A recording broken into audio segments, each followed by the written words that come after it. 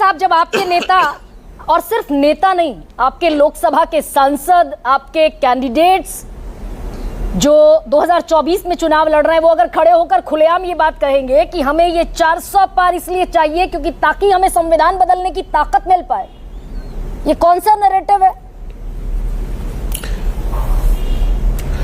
देखिए, अभी आलोक भाई को मैं सुन रहा था, मुझे वापस अपनी आवाज आ रही है, मैं दुरुस्त करवा कराती दीजिए हूँ जफर साहब, दुरुस्त कराती हूँ, रेक्टिफाई आलोक जी कह रहे थे कि जफर इस्लाम जी से कहिए कि 400 पार बोले।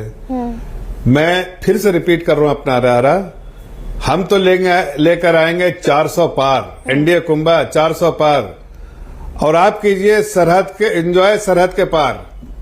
ठीक है भाई, कह दिया ना अभी सही से स्टेटमेंट, आपको क्लैरिटी आ गई आलोक भाई? बहुत अच्छा। अब जरा मेरी बात, आप जो सवाल का उसका जवाब देता हूं। रिपीट कर देता हूं। हकीकत यह है कि बीजेपी 400 पार लाना चाहती है ताकि रिजर्वेशन को खत्म किया जा सके। गंभीर डिस्कशन। अरे भाई बीच में मत बोलिए। हाँ, देखिए गंभीर डिबेट है आलोक शर्मा, मैं दोबारा लौटूंगी आपके पास। देखिए, हमने जब कहा आदरणीय प्रधानमंत्री जी ने कहा, एक बार नहीं अनेक बार, ये आप लोग इस तरह की बात जो है कांग्रेस पार्टी ऑपोजिशन फैला रहे हैं कि हम संविधान चेंज करना चाहते हैं, हम ये चेंज करना चाहते हैं, देश को आगे बढ़ाना है, और आदरणीय प्रधानमंत्री जी ने कहा कि कोई संविधान में चेंज नहीं होगा। ठीक है, देखिए संविधान दो तरह से, संविधान जो है चाहे 400 है चाहे 450 है, 2/3 मेजोरिटी 75% मेजोरिटी जो भी हो, जो चाहिए आपको चेंज करने के लिए, वो हो भी जाए तो अभी देश को आगे और देशवासियों को आगे ले जाने वाला ही कानून इस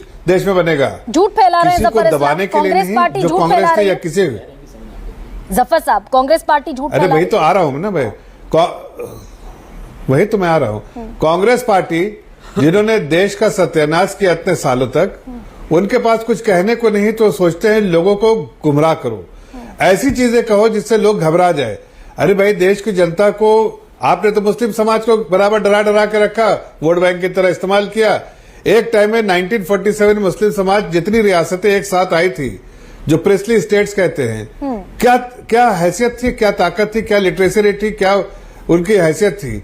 आज आप देखिए 55-60 साल जब इनका राज रहा, तो हम कहां चले गए Muslim community, from top to absolutely bottom. क्यों? और इसका सच्चा कमेटी रिपोर्ट है, और 1947 की रिपोर्ट भी देख लीजिए, दोनों चीज है। तो इसके लिए जिम्मेदार तो ये लोग हैं। क्यों? डरा के, और जहां राइट करवा दिया, राइट मुस्लिम समाज को परेशान किया और डराया, और फिर दूसरे पे ठेकरा फोड़ा। अब देखिए ये सरकार आई, न राइट है, नहीं तो आप ना उस तरह का डराने का माहौल है, तो जाहिर है। जफर साहब, आप भी क्या, मैं और ये बड़े एहतराम के साथ पूछ रही हूं आपसे और जिम्मेदारी से, आप भी 80-20 की पॉलिटिक्स करते हैं क्योंकि ये आपके लिए बड़ा मुफीद टर्फ हो जाता है। आप भी कर्नाटक पर झूठ फैला रहे हैं कि कांग्रेस पार्टी ने मुस्लिमों को 4% का आरक्षण दे दिया। आपके गृह मंत्री कहेंगे, आपके प्रधानमंत्री कहेंगे कि कर्नाटक में कांग्रेस ने मुस्लिमों को 4% आरक्षण दिया। ये झूठ है ना?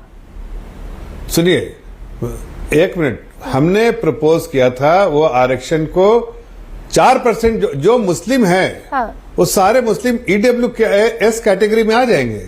ऐसा नहीं कि मुस्लिम को हमने रिजर्वेशन देने से, हमारा मैनिफेस्टो पढ़िए जो कर्नाटक का इलेक्शन आप तो ये बिल्कुल साफ था, 4% जो है जो मुस्लिम कैटेगरी EWS कैटेगरी में आ जाएगी। जफर साहब, अमित शाह का बयान है कि कांग्रेस ने तुष्टीकरण के लिए कर्नाटक में अल्पसंख्यकों को आरक्षण दिया, और SC ST और OBC मैं आपसे बोलता हूं कर्नाटक का इलेक्शन, एक मिनट